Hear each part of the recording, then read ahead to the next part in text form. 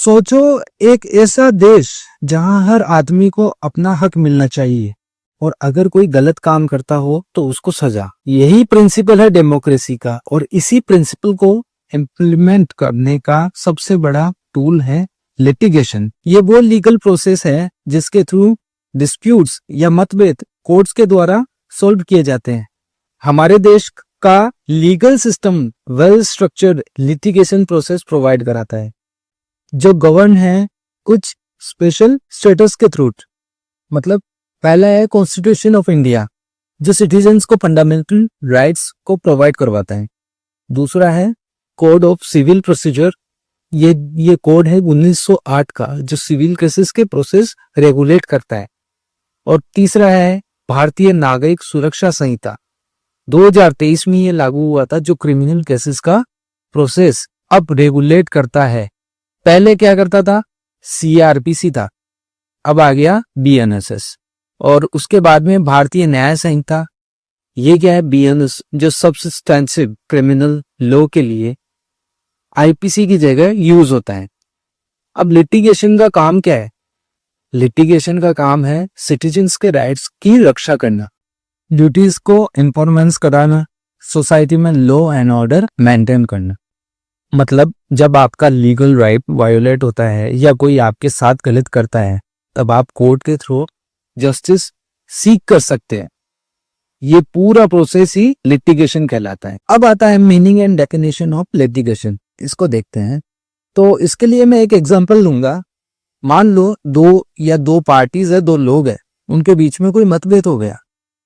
एक को लगता है कि उसका हक छीन लिया गया, दूसरे कहता है कि सब सही है। ऐसे केसेस को सॉल्व करने के लिए हमारे लीगल सिस्टम में एक प्रोसेस है जिसे लिटिगेशन कहते हैं। अब लिटिगेशन के बारे में देखते हैं। लिटिगेशन वर्ड कहां से लिया, लिटिगेशन वर्ड लिया लैटिन वर्ड से। उसका क्या कहते हैं लैटिन में, लिटिगेर, मतलब टू डिस्प्यूट, यानी मतभेद कराना या डिस्प्यूट कराना। अब मतभेद कराना और डिस्प्यूट कराना का मतलब ऐसे नहीं लड़ाइयां करवा रहे हैं, नहीं नहीं नहीं नहीं नहीं। सिंपली भाषा में बोलूं तो लिटिगेशन का मतलब है कोर्ट में केस फाइल कराना और उसे फाइनल जजमेंट तक कंटेस्ट कराना। अब इसकी कुछ डेफिनेशन है वो देखते हैं। भारतीय कानून में लिटिगेशन का कोई एग्जैक्ट स्ट्रेचरी डेफिनेशन नहीं है, लेकिन हम इसको दूसरे तरीके से समझ सकते हैं। उसके लिए मैं ये नीचे वाली लाइन आपको पढ़कर बताता हूँ। A legal process in which a dispute between parties is resolved by court through pleadings, evidence, argument and judgment. मतलब ये क्या कह रही है, लिटिगेशन एक लीगल प्रोसेस है जिसमें पार्टीज के बीच का डिस्प्यूट कोर्ट के थ्रू रिजोल्व किया जाता है, जिसमें प्लेडिंग्स होती है, एविडेंस आते हैं, आर्ग्यूमेंट्स होते हैं और उसके बाद में फाइनल जजमेंट दिया जाता है। मतलब जब आप कोर्ट में जाते हो और अपने राइट्स के लिए केस लड़ते हो, ये पूरा प्रोसेस ही लिटिगेशन है। तो देखिए अब इसके बाद में आता है type of litigation in India. अब हम बात कर रहे हैं लिटिगेशन के डिफरेंट टाइप के बारे में। इंडिया में लिटिगेशन ब्रॉडली 4 टाइप में डिवाइडेड है। कौन कौन से, पहला है सिविल लिटिगेशन। सिविल लिटिगेशन क्या होता है, सिविल लिटिगेशन उन डिस्प्यूट्स को कवर करता है जो इंडिविजुअल या ऑर्गेनाइजेशन के बीच सिविल राइट्स से रिलेटेड होते हैं। अब उसके लिए एग्जांपल मैं दे रहा हूं आपको। मान लो रमेश और सुरेश के बीच में प्रॉपर्टी का डिस्प्यूट हो गया, या फिर किसी कॉन्ट्रैक्ट का इश्यू, या फिर फैमिली मैटर जैसे डाइवोर्स या मेंटेनेंस का केस। ऐसे केस में कोर्ट में सिविल लिटिगेशन प्रोसेस शुरू होता है। अब इसमें कौन कौन से एक्ट आते हैं, लॉ गवर्न करता है। इसमें लगता है CPC, code of civil procedure 1908। ये सिविल केसेस के लिए पूरा प्रोसीजर बताता है, जैसे सूट फाइल करना, summons, written statements, framing of issues, evidence, argument और जजमेंट एटसेट्रा। अब आता है सेकंड, क्रिमिनल लिटिगेशन। अब उसमें क्या होता है, क्रिमिनल लिटिगेशन उन ऑफेंस को कवर करता है जो स्टेट या सोसाइटी के खिलाफ होते हैं। स्टेट या सोसाइटी के खिलाफ क्या होते हैं, क्रिमिनल क्या होता है, उसके बारे में मैं आपको अलग वीडियो में बताऊंगा। अब ये देख लो, स्टेट या सोसाइटी के खिलाफ होता है। एग्जाम्पल के लिए चोरी, हत्या, फ्रॉड या चीटिंग। अब इनके अंदर केस लॉज कौन कौन से लगते हैं, तो गवर्निंग लॉज कौन से होते हैं, ऑफेंस और पेनल्टीज किसके थ्रू होती है, भारतीय न्याय संहिता बीएनएस के थ्रू। और प्रोसीजर फॉर क्रिमिनल केसेस वो किसके थ्रू, बीएनएसएस, भारतीय नागरिक सुरक्षा संहिता। और एविडेंस रूल्स कहां से आता है, भारतीय साक्ष्य अधिनियम बीएसए। इनके बारे में भी मैं आपको अलग वीडियो में बता दूंगा। मतलब अगर कोई क्राइम होता है तो बीएनएसएस, बीएनएस, बीएसए का रूल्स के थ्रू कोर्ट केस चलता है। अब आता है तीसरा, कॉन्स्टिट्यूशनल लिटिगेशन। ये क्या होता है?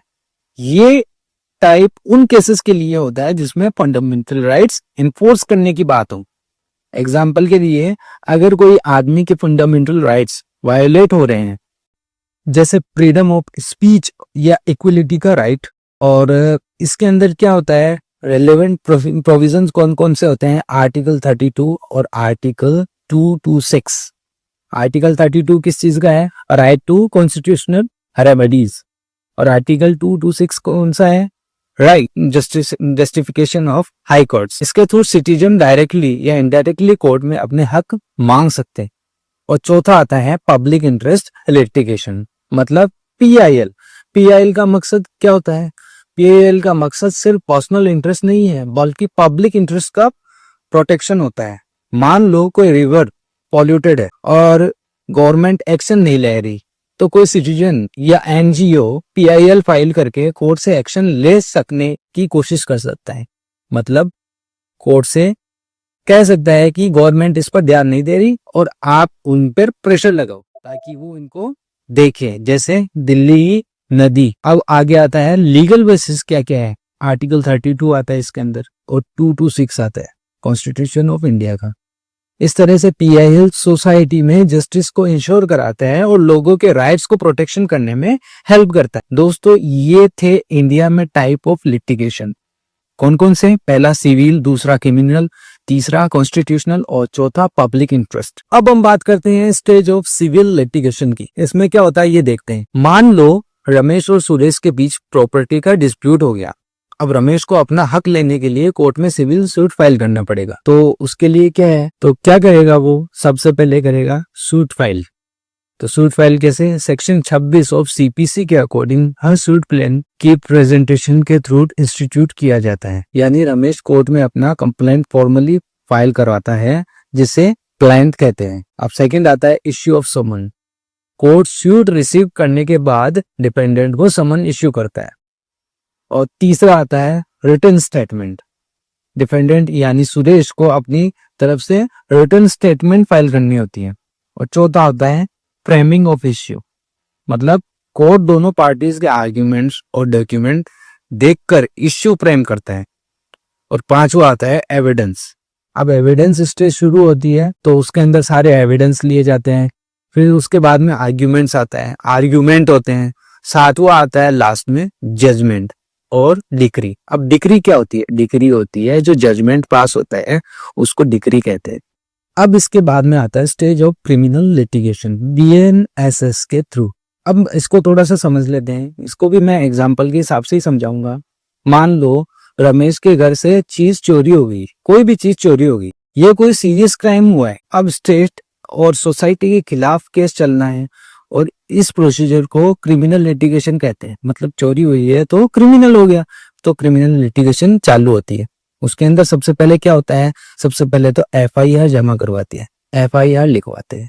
सेक्शन 173 ऑफ बीएनएसएस के अकॉर्डिंग एफआईआर रजिस्टर्ड की जाती है। उसके बाद में क्या आता है? इन्वेस्टिगेशन होता है। इन्वेस्टिगेशन किस सेक्शन के थ्रू होती है? सेक्शन 176 ऑफ बीएनएसएस के अंदर पुलिस फैक्ट्स और कलेक्ट करती है, एविडेंस इकट्ठा करवाती है, विटनेस से बात करती है और पूरा केस प्रिपेयर करती है।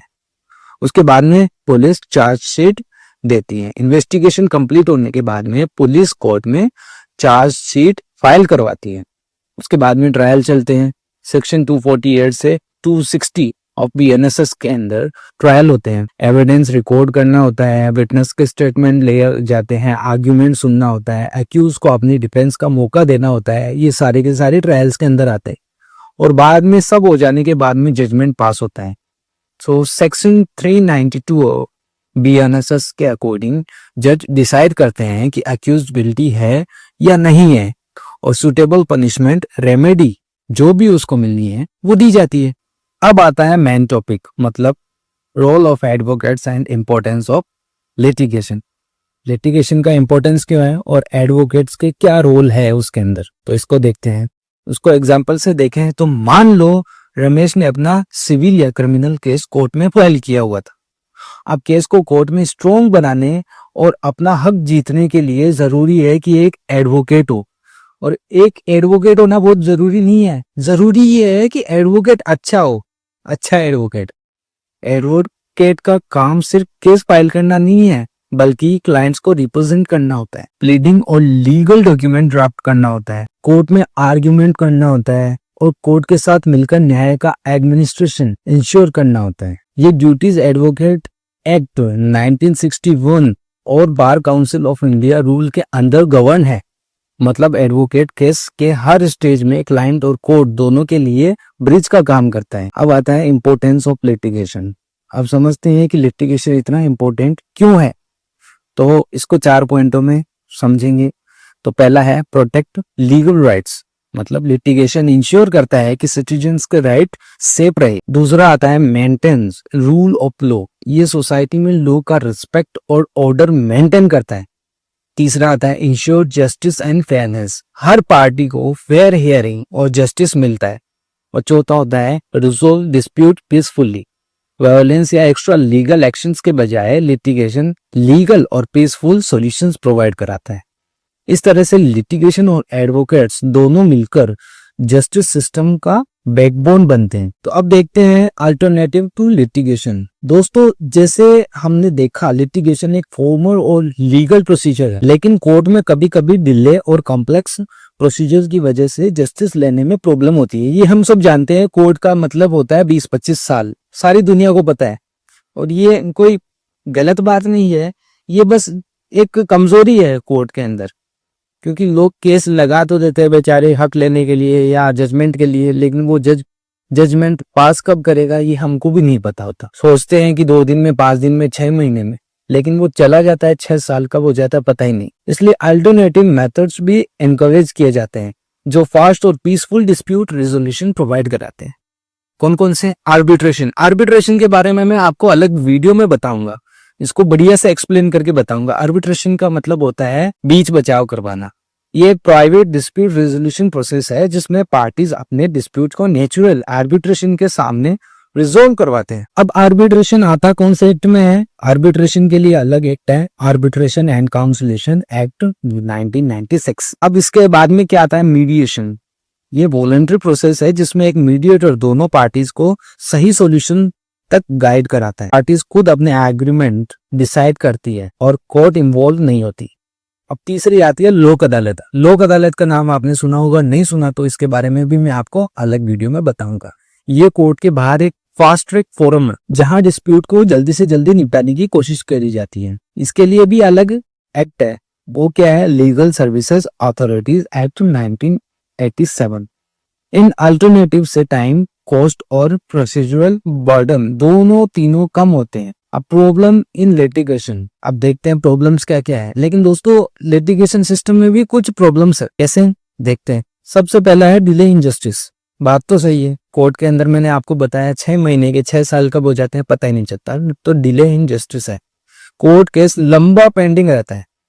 अब दूसरी चीज आती है हाई कॉस्ट, लीगल फीस और एक्सपेंसेस काफी ज्यादा होते हैं। आजकल वकील आप देख लो, मानो या ना मानो, बात बात के 500 रुपए, हर बात के 500 रुपए।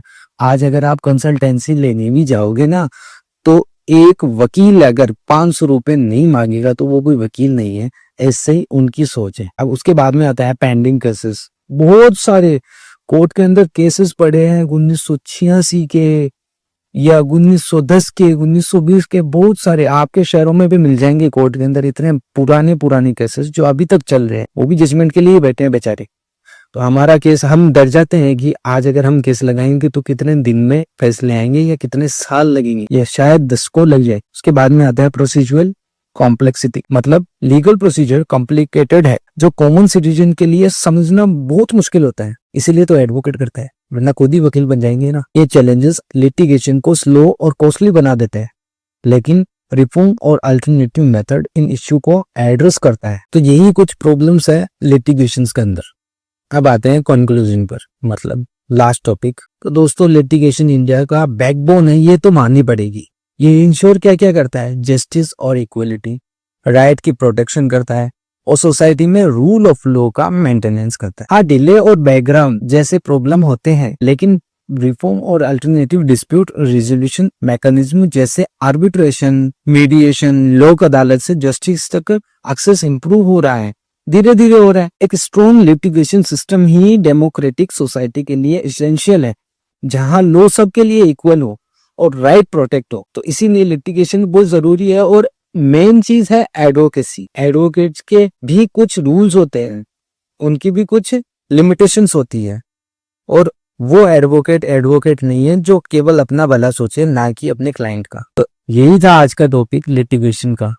तो दोस्तों मैंने आपको आज लिटिगेशन भी कंप्लीट करवा दिया है। नेक्स्ट वीडियो किस चीज पर आपको डालनी है, आपको क्या समझना है, उसके बारे में मुझे जरूर बताना। और वीडियो अच्छा लगे तो कमेंट करके जरूर बताना। और प्लीज अगर अच्छा लगे तो लाइक और सब्सक्राइब जरूर करना। तो बने रहिए मेरे साथ लो के वीडियोस के लिए, लो की बातें जानने के लिए। Thank you very much.